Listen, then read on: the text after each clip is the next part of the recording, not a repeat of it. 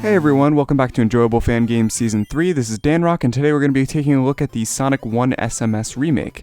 Now, by SMS, we don't mean texting, at least not in this context. We're talking about the Sega Master System version of Sonic 1. Now, I think I got a little too excited when I saw this. I have a personal connection to this game. I grew up with a Famiclone that played Master System ROMs, so I actually grew up playing the 8-bit version of Sonic 1 before I ever played the 16-bit one. As a matter of fact, I think the first time I played the 16-bit version of Sonic 1 was when I was like 12. It wasn't until I was like a preteen or much older.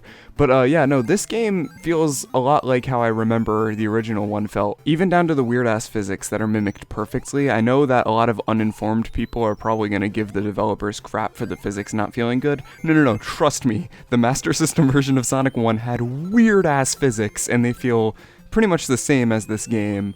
I mean, you couldn't give this game normal Sonic physics because then the level design wouldn't work. So the fact that they mimicked the original very strange physics engine, it works perfectly for it. It feels exactly as it should.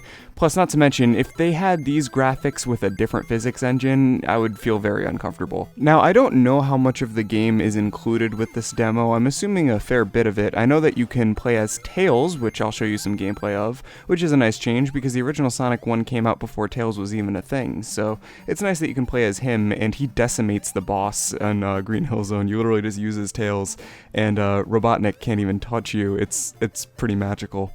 But yeah, no, I think it's a pretty full demo for what it is. Like I said before, the physics feel pretty much one-to-one of how the Master System felt. The only difference is that it's in 16:9 now, which is great because the 4:3 slight screen crunch of the Master System was annoying, and the extreme screen crunch of the Game Gear, because yes, the Game Gear and Master System versions were identical, the screen crunch on the Game Gear was unbearable. So the fact that you can play it in pretty much full screen 16:9 on a fan game like this, that's pretty good. Like I said before, I have a really strange connection to this game, so there's no way I can look at it without a bias. It had me grinning from ear to ear the entire time I was playing this demo. I got to about Jungle Zone before I continuously kept dying, so yeah, it feels just like the original.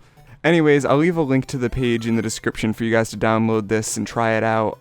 Try to get your best times on Green Hill Zone. My best time with Tails was like 20-something seconds, so yeah, post your best times in the comments down below, because I'm pretty convinced that I'm a fast boy when it comes to speedrunning this.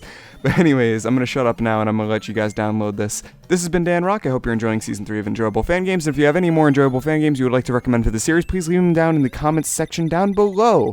Peace out and take care.